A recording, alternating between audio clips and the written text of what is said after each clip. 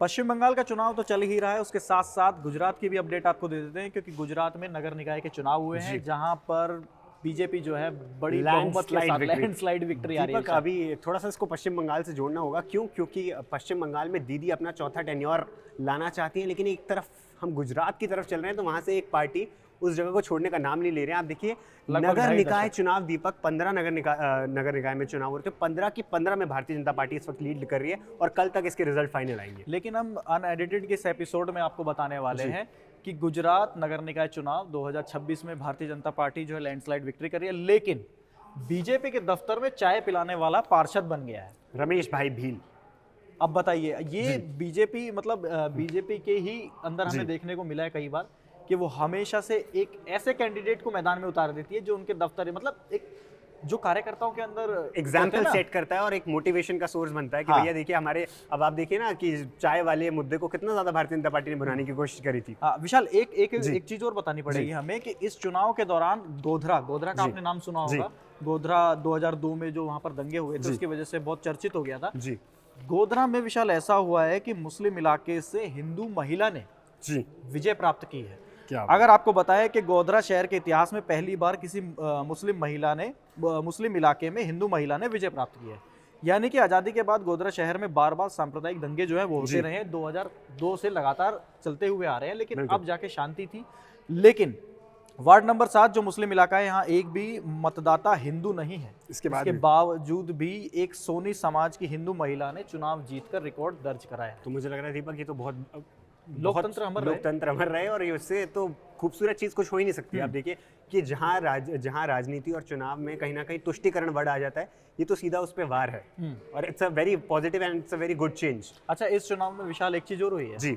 वापी में 4 निर्दलीय जी जो पार्षद थे, जीतने के तुरंत बाद ही उन्होंने बीजेपी का दामन थाम लिया जी। तो अब विपक्ष फिर इस पर आरोप प्रत्यारोप करता है। दीपक देखिए, इस चीज से तो आप पार नहीं पा पाएंगे। ऐसा क्या है मतलब जो आप निर्दलीय चुनाव लड़ते हैं, या तो ये स्ट्रेटेजी है बीजेपी के पास कि आप अपने ही लोग निर्दलीय। दो फैक्टर हैं दीपक उसके। एक तो सबसे पहली बात रीजन का फर्क पड़ता है और दूसरा फर्क कि सेंटर में कौन है। अब आप देखिए, अगर आप इंडिपेंडेंट हैं और आप गुजरात में चुनाव जीत रहे हैं तो आपके लिए सबसे ज्यादा अगर कुछ फायदा हो सकता है तो आप वो सबसे बड़ी पार्टी कोई है तो वो भारतीय जनता पार्टी। आपको पता है इतने लंबे समय से आप सरकार में, और उसके बाद आप देखिए ना, आप एक ऐसी पार्टी से जुड़ रहे हैं वो सिर्फ उस स्टेट में रूल नहीं कर रही है, वो पूरे देश में इस वक्त है। और आप देखिए पूरे नॉर्थ इंडिया की बात करें, अभी नीचे की भी बात करें तो हर तरीके हर जगह एक्सटेंशन हो रखा है। तो किसी भी निर्दलीय के लिए सबसे स्वाभाविक रूप से अगर कोई पार्टी होगी ज्वाइन करने के लिए तो भारतीय जनता पार्टी। एक छोटा सा और अपडेट दे देते हैं, उसके बाद चलते हैं रमेश भाई की तरफ। बिल्कुल विशाल, गुजरात जिला पंचायत चुनाव में अब तक 1090 में से 930 सीटों के नतीजे आ चुके हैं। ये ऊपर नीचे होता रहेगा, फ्लक्चुएट होता रहता है जी। इनमें से बीजेपी ने 768 सीटों पर जीत हासिल की, जबकि कांग्रेस ने 120 सीटें मिली है। इसके अलावा अन्य दलों को निर्दलीय उम्मीदवार कुल मिलाकर 42 सीटों पर जीत दर्ज की है। बिल्कुल, बहुत कंफर्टेबल और लैंडस्लाइड विक्ट्री। अब जरा विशाल रमेश भाई के बारे में थोड़ी बात कर लीजिए। बिल्कुल, गुजरात के मेहसाणा से आते हैं रमेश भाई भील,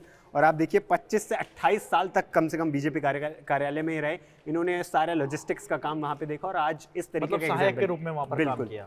बिल्कुल, और आज जिस तरीके से चुनाव जीत रहे हैं तो कहीं ना कहीं पार्टी के कार्यकर्ताओं में भी एक हौसला बढ़ेगा और इस तरीके की मैसेजिंग जो बीजेपी पॉलिटिकल मैसेजिंग देनी चाहती है उसमें भी कामयाब रहेगी। तो आपको ये दिखाई दे रही होगी, देखिए काउंसलर बहुत साधारण, ये रमेश भाई भील है जी। अगर हम थोड़ा सा जूम करके दिखा दे तो ये रमेश भाई भील है और ये चुनाव लड़े हैं और इस बार जीत गए हैं। बीजेपी कार्यालय में ये चाय पिलाने और सहायक के रूप में वहां पर काम किया करते थे जी। थोड़ा सा विशाल और थोड़ा सा अगर चुनाव के बारे में बताएं कि वहां पर चुनाव में क्या क्या हुआ, किस तरीके से रमेश भाई मतलब क्या स्ट्रेटेजी रही।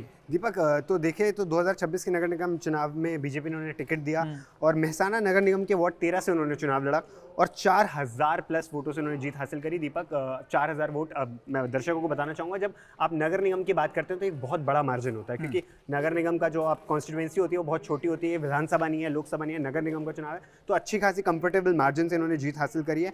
और विशाल, जैसे ये भी कहा जा रहा है कि उनकी जीत को ग्रास रूट माना जा रहा है जी। बहुत जमीनी स्तर पर उन्होंने जाके काम की, मतलब 20 से 25 साल दफ्तर में तो दिए, सहायक के रूप में भी दिए, लेकिन हो सकता है काउंसलर, विशाल काउंसलर का काम क्या होता है, वो सीधा 1 to 1 कनेक्ट करता है। बिल्कुल, देखिए छोटी छोटी समस्याएं होती है क्षेत्र की, नाली, खड़ंजे, पार्क, स्ट्रीट लाइट्स, इन सभी चीज़ों में निगम पार्षद को काम करना होता है और उस तरीके की चीज़ें होती हैं। अब आप देखिए, ये डबल इंजन की बात करें, ट्रिपल इंजन हो जाता है कि आप लोकल बॉडीज से लेकर स्टेट इलेक्शन से लेकर आप सेंटर में भी हो तो आप एक तभी ये लोग बोलते हैं भारतीय जनता पार्टी के लोग कि डबल इंजन और ट्रिपल इंजन की सरकार बनेगी तो और सहजता के साथ काम होगा। और दूसरा फिर ये भी है ना कि अगर किसी राज्य के अभी हाल ही में हमने देखे कि पार्षद से सीधा मुख्यमंत्री बनाया गया है, जी, जो पहली बार एक प्राइम एग्जांपल है दिल्ली से ही। दूसरा एग्जांपल आप ले लीजिए ना कि पहली बार सांसदी का चुनाव लड़े, उनको मंत्री बना दिया गया।